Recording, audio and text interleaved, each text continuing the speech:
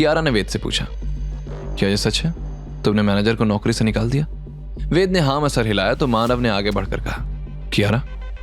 लेकिन मैनेजर ने तुरंत बीच में आकर कहा, मैम मैं कंपनी के बेनिफिट के लिए सब कर रहा था, लेकिन कियारा ने बीच में कहा, एक मिनट। वो फिर मॉडल्स की तरफ देखकर बोली, यहां क्या हुआ था? रिया ने अपनी गलती छुपाते हुए पूरा इल्जाम माही पर लगाते हुए सारा इंसिडेंट सुनाया। तो सब सुनने के बाद कियारा के चेहरे के एक्सप्रेशंस बदल गए। उसने फिर वेद की तरफ देखा। तभी वेद मन ही मन बोला, एक बार फिर तुम मुझ पर विश्वास नहीं करोगे कियारा। वही मैनेजर कियारा को भड़काते हुए बोला, मैम वेद तो ये तक कह रहा था कि जो उसका फैसला है वही आपका भी फैसला है। कियारा ने मुस्कुराते हुए मैनेजर की तरफ देखा। वेद ने जो कहा वो बिल्कुल सही कहा, अब से तुम इस कंपनी में काम नहीं करोगे। ये सुनकर तीनों मॉडल्स और मैनेजर हक्के बक्के रह गए और वहीं वेद के चेहरे के एक्सप्रेशंस बदल गए। उसने हैरानी से कियारा की तरफ देखा। उसे तो यकीन नहीं आ रहा था कि कियारा उसका साथ दे रही थी। तभी कियारा बोली, यहाँ आते आते मुझे एक एम्प्लॉय का कॉल आ गया था और मैंने सिक्योरिटी को बोलकर फुटेज देख ली, इसलिए यहाँ जो कुछ हुआ वो सब मुझे पता है। किसने झूठ बोला, किसने अपनी पोजीशन का फायदा उठाया, सब कुछ। ये सुनकर मैनेजर की नजर झुक गई और तीनों मॉडल्स एक दूसरे की शक्ल देखने लगे। वहीं वेद मन ही मन बड़बड़ाया, तो इससे मुझ पर ट्रस्ट नहीं था, बल्कि इसने वीडियो देख लिया था इसलिए मेरा सपोर्ट किया। मैं तो बेकार ही खुश हो रहा था। तभी कियारा ने कॉन्फिडेंट टोन में मॉडल्स से कहा, और जहां तक आप लोगों की कॉन्ट्रैक्ट की बात है, मैं खुद इसे कैंसिल कर रही हूँ। आपको ब्रीच ऑफ कॉन्ट्रैक्ट का कॉम्पनसेशन भी पे करना होगा क्योंकि आपने फॉल्स एक्यूजेशंस लगाए हैं। मॉडल्स के चेहरे पर हवाइयां उड़ने लगी। रिया पैनिक होकर बोली, वेट, हमने तो सिर्फ। कियारा गुस्से में बोले, सिर्फ क्या? मेरी कंपनी के एम्प्लॉय को डिफेम किया और फिर झूठ बोला, उसे बेइज्जत करने की कोशिश की और कॉन्ट्रैक्ट कैंसिल करने की धमकी दी। लेकिन मैं धमकी नहीं दे रही हूं। Now you all four can get out of here. Manager तुरंत गिड़गिड़ाया, सॉरी मैडम, मैंने जो किया वो कंपनी के लिए किया। आई एम सॉरी, आप मुझे नौकरी से मत निकालिए। लेकिन कियारा ने उसकी बात नहीं सुनी और फिर वेद से कहा, मेरे कैबिन में चलो इसी वक्त, हमें शूट के लिए दूसरे मॉडल्स देखने हैं। ये कहकर वो लिफ्ट में आ गई और वेद ने सिक्योरिटी को कॉल करके कहा, सिक्योरिटी, मैनेजर और तीनों मॉडल्स को अगर 5 मिनट में नहीं गए तो उन्हें धक्के मारकर बाहर कर देना। ये कहते हुए वो भी लिफ्ट में आ गया। दोनों कियारा के कैबिन में आए और कियारा ने उसे मॉडल्स का कैटलॉग देते हुए कहा, देखो इनमें से कौन बेटर हो सकता है। तभी कैबिन का दरवाजा खुला और सीमा हाँफते हुए अंदर आई। मैडम, मैंने सुना आपने मॉडल्स का कॉन्ट्रैक्ट कैंसिल कर दिया। कियारा ने हाँ में सर हिलाया तो सीमा सर पकड़कर बोली, मैडम ये तो बहुत बड़ी मिस्टेक हो गई। क्या मतलब? वेद ने पूछा तो सीमा बोली, रिया की मदर एक बड़े न्यूज चैनल की ओनर है और अभय के father CBIC central board of indirect taxes and customs के डायरेक्टर हैं। कहीं ये लोग हमारे लिए मुसीबत ना खड़ी कर दें। ये सुनकर कियारा के चेहरे का रंग उड़ गया। मीडिया तो पहले ही RK इंडस्ट्रीज के पीछे पड़ी हुई थी। कहीं रिया की माँ उससे दुश्मनी निकालने के लिए मीडिया का इस्तेमाल ना कर दे। और CBIC means tax investigation. Kiara को समझ ही नहीं आ रहा था कि अब क्या करें। वहीं वेद इस मुसीबत का तोड़ सोचने लगा। ओह गॉड, अब क्या करें? मीडिया तो पहले ही हमारे पीछे पड़ी है। कहीं रिया की माँ ने न्यूज़ चैनल्स का इस्तेमाल करके कंपनी की रेपुटेशन गिराने की कोशिश की तो क्या करेंगे? कियारा और सीमा की तो टेंशन के मारे हालत पतली हो रही थी, लेकिन वेद मुस्कुराते हुए बड़े आराम से चेयर पर बैठ गया। तुम दोनों इतना परेशान क्यों हो रही हो? जब सच हमारे साथ है तो डरने की क्या बात है? सीमा हैरानी से बोली, अरे परेशान होने वाली बात है तो परेशान ही होंगे ना। एक तरफ कुआं है तो एक तरफ खाई। रिया और अभय के पेरेंट्स बदला लेने के लिए कुछ भी कर सकते हैं और अभी हमारा एड शूट कैसे होगा? मॉडल्स तो चले गए। वेद ने सीमा की तरफ देखकर कहा, सीमा तुम्हें याद है ना कि हमारी कंपनी का कितना बड़ा नेटवर्क है एंटरटेनमेंट इंडस्ट्री में?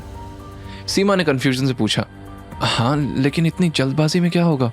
वेद ने सीरियस टोन में जवाब दिया, तुम अभी मुंबई के टॉप 5 मॉडलिंग एजेंसीज को कॉल करो। उन्हें बताओ कि हमें अर्जेंटली फ्रेश फेसेस चाहिए और ये भी बताना कि सिर्फ एक ऐड का कॉन्ट्रैक्ट नहीं है बल्कि RK इंडस्ट्रीज के साथ लॉन्ग टर्म एसोसिएशन का चांस है। मैं तब तक अपने इन्फ्लुएंसर फ्रेंड्स को बुलाता हूँ। सीमा खुशी से बोली, आप समझ आया वेद, अभी जाकर कॉल करती हूँ मैं। वेद ने उसे रोककर कहा, रुको, उससे पहले एक और काम करो, अभी हमें पहले आने वाली मुसीबत को रोकना है। तुम सबसे पहले रिया, अभय और विशाखा की जो मॉडलिंग एजेंसी है उन्हें कॉल करो। फिर वेद ने आगे जो भी कहा उसे सुनकर कियारा और सीमा की आंखें फटी की फटी रह गई। कियारा धीरे से बुदबुदाई, इसका दिमाग है या रावण का सर? ऐसे आइडियाज कहाँ से आते हैं इसके पास? कौन बोलेगा कि इससे पहले बिजनेस का एक्सपीरियंस नहीं था और ये डिलीवरी बॉय था? ये तो अच्छे अच्छे बिजनेसमैन को फेल करते। सीमा एक्साइटेड होकर बाहर चली गई तो वेद ने तुरंत अलीशा को कॉल किया और उसे अपनी टीम के साथ तुरंत आरके इंडस्ट्रीज पहुंचने को कहा।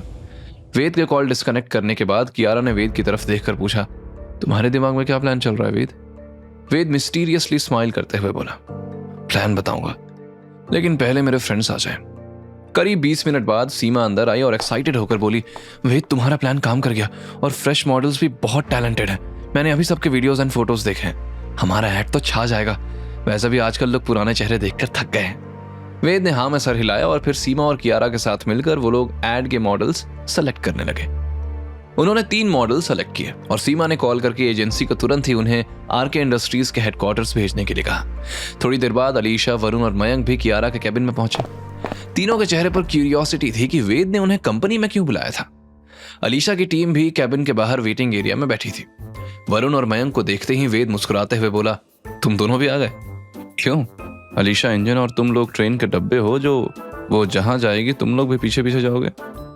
वरुण ने बड़ी सी मुस्कान के साथ मजाकिया लहजे में कहा, अरे ब्रो, वो अलीशा ने बताया कि तुमने उसे बुलाया है तो हम दोनों भी आ गए।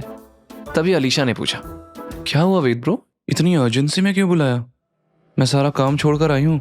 तब वेद ने पूरा इंसिडेंट बताया, मॉडल्स की बदतमीजी से लेकर कॉन्ट्रैक्ट कैंसिल होने तक। सब कुछ सुनने के बाद वरुण गुस्से में बोला, यार आजकल के मॉडल्स में ना घमंड बहुत आ गया है। वेद ने हंसते हुए कहा, उनका घमंड तो हमने चूर चूर कर दिया, लेकिन अभी एक दांव खेलना बाकी है। वेद ने जैसा ही अपना आइडिया सुनाया, अलीशा एक्साइटेड होकर बोली, ब्रो क्या आइडिया है? डोंट वरी ब्रो, आपका काम हो जाएगा।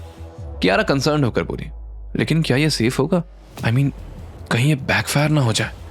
वेद ने समझाते हुए कहा, कियारा सच हमेशा जीतता है।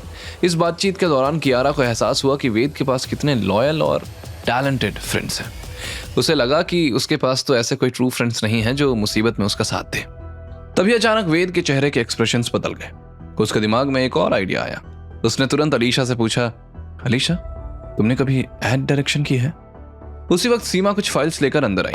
वहीं अलीशा ने जवाब में वेद से कहा, ब्रो मैं अपने लिए तो कंटेंट बनाती ही रहती हूँ, प्लस मैंने कुछ ब्रांड्स के लिए भी क्रिएटिव कैंपेन्स हैंडल किए हैं, कुछ स्पॉन्सर्ड प्रोडक्ट्स के लिए शूट भी किया है।